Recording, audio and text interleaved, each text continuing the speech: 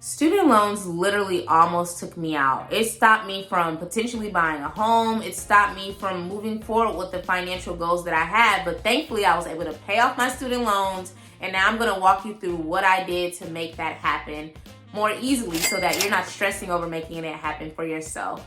Or if you don't even have student loans or you want to pay off something else, you can use this same method to make it happen and make it realistic for you. So number one, I follow because there's two different methods. There's the avalanche method and then there is the snowfall method. So the avalanche method is what I use, and basically that allows you to pay off the highest interest rate associated debt. So the interest, if you have multiple accounts, with multiple debts, choose the one that has the highest interest rate associated with it. And that's what I did, because usually that's when you see the biggest drop once you paid off that balance. I chose that because I needed to see drastic changes. If I would have went the other method, which is the debt snowfall method, you would go after the smaller debts and just tackle it until you get to the biggest debt. That didn't work for me because I needed to see, again, drastic changes. So depending on how you move and what's motivating for you, you can choose which of those two makes sense for you. But for me, the avalanche made sense because if I'm keeping these high interest rate accounts open, I'm ultimately going to be paying more over time because they're charging me more for having this debt. It just didn't make sense to me, and I've always been about maximizing my money. Even before I named this channel Maximize Money, I've been about maximizing my money, baby. So avalanche made sense for me. So what I did is I listed all of the debts that I had as it related to student loans, and I realized that my private loans had the highest interest rate associated. So that's what I tackled. I tackled that and I put as much money towards it. And you may be wondering how I did that, which leads to point two. There is a way for you to pay more on your principal, because ultimately you want to be paying down your principal, because as your principal rate decreases, there's going to be less room for you to have interest rate to pay if you don't have a balance. If the balance is zero, what interest are you paying? So that was tip two. Is I used to call in, not pay online, because online, if you just make a payment, they spread it across your principal and your interest and any other associated fees. I literally called in an additional payment every month. So yes, I made the payment online every month as planned to Sally, Navian, whatever her name is. But then I also called in for a payment that I had them apply only to my principal. And I would log in after that a couple of days later and make sure that it only went to my principal. And the way that you can tell that it goes to your principal is your principal amount should go down. You want the principal to go down because once the principal disappears, again, there's no interest rate to worry about because I don't owe y'all no money. The balance is zero, baby. Just close the account. So I did that. Make sure you do that and you have them apply it to the principal only. It doesn't matter if it's $50, $100, $200. Make the extra payment to lower your overall balance, because ultimately the balance will disappear if you continue to do this.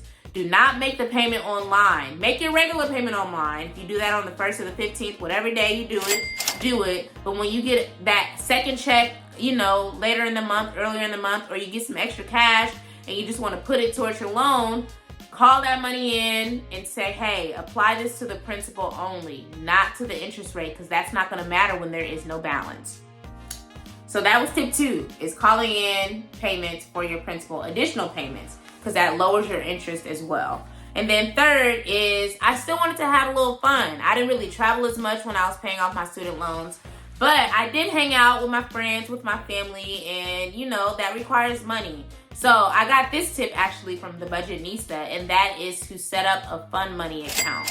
So just like I'm calling in my principal payment, just like I'm making these payments, online, like I'm paying the rest of my bills, I needed to make sure that I had a separate account strictly for fun.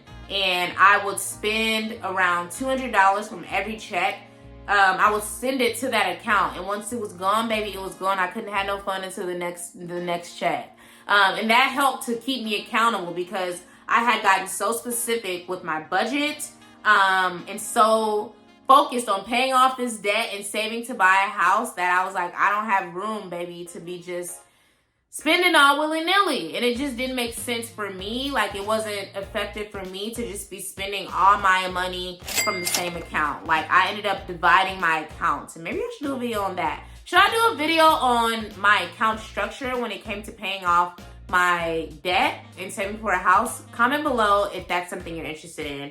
But it just wasn't making sense to pay my bills and fund money and savings all from the same account. It just wasn't effective for me. So when she said that she had a fund money account, I said, this is genius. This is what I need, because I can't hold myself accountable. I don't trust myself to do what I said I was gonna do, so I have to force it. And that helped me so much. I got strategic with how often I hung out. I got strategic with what I was doing when I was hanging out. And then again, once it was gone, baby. So unless they was treating, I couldn't go.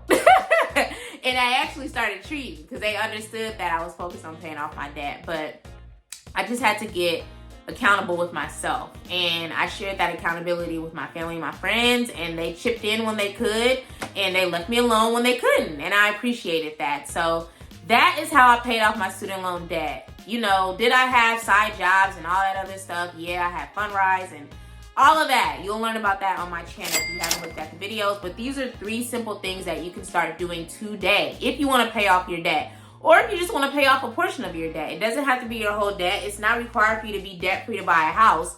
The process just stopped me so much because I had more debt than income. Like, my debt to income ratio was too high. And I'm like, I don't want to ever be at a point where I'm not being pre-approved for the amount that I deserve because of this funky debt. I'm way out of school. I've been out of school. So why am I still being held accountable for this? And I was making the payments. It wasn't that I wasn't making payments, but I wasn't doing enough. I was doing just enough and in the streets having a good time. And I had to get serious with myself. And I'm so thankful I did that. So if that's something that you've been thinking about, or you've been struggling trying to find a way to pay off your debt without having to get a new job and all this other stuff, we want to enjoy our lives, you know, but we also want to get in a better place financially. We want to maximize our money, hence the name of this channel. So hopefully this helps you. Please comment below if you have any questions, any comments, if you have any ideas for new videos. Please like, comment, subscribe, share with a friend, share with a family member. And thank you so much for watching, and I will see you in the next video.